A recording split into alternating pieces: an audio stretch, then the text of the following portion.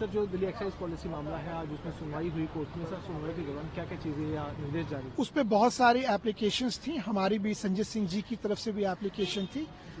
जिन लोगों के स्टेटमेंट्स और कन्फ्रंट्रेशन हुए हैं कस्टडी के दौरान, उनके सीसीटीवी फुटेज के लिए, तो वो कोर्ट ने अलाउ कर दी है और ईडी को डायरेक्शन दी है हम लोगों को देने के लिए।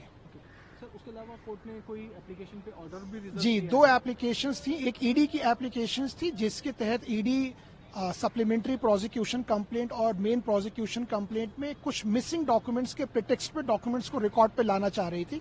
उस पे हम लोगों ने और सारे काउंसिल्स ने इसको अपोज किया कि ये प्रोसीजर नहीं है, ये procedure unknown to the process of law है, और उस पर काफी एक्सटेंसिव आर्ग्यूमेंट हुआ और उसके बाद उस पर ऑर्डर रिजर्व हो गया।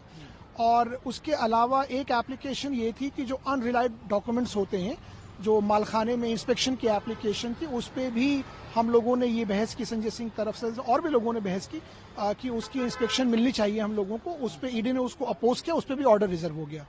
सर, आप कोई एप्लीकेशन जो है सर्वेश मिश्रा की तरफ से भी लगाने वाले थे सीसीटीवी फुटेज के जी, लिए? वो हम एप्लीकेशन थ्रू काउंटर फाइल कर रहे हैं। अब वो आज तो नहीं आई, 1-2 दिन में आएगी। उसमें हमने ये बातें लिखी हुई हैं किन परिस्थितियों के तहत जो है वो सर्वेश मिश्रा को एक्यूज बनाएगा, क्योंकि संजय सिंह का मुकदमा सारा सर्वेश मिश्रा के उसमें एक कॉरोलरी में ही डिपेंडेंट है कि दिनेश अरोड़ा ने पैसे दिए तथा कथित तौर पे उन्होंने वहां दिए।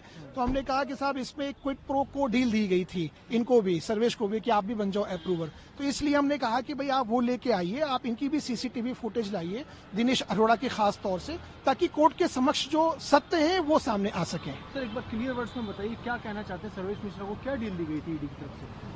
अब आप समझते हैं दिनेश अरोड़ा को क्या डील दी गई? अगर दिनेश अरोड़ा एक मुजरिम थे, एक्यूज थे, अगर दिनेश अरोड़ा अप्रूवर बने तभी तो उनकी बेल हुई। और जिस ऑर्डर में इसी कोर्ट ने उनको बेल दी, उस ऑर्डर का पैरा 13 पढ़ लीजिए। उस पर यही कोर्ट बेल देने में ये लिखती है कि एजेंसी ने बहुत स्मार्ट प्ले किया है।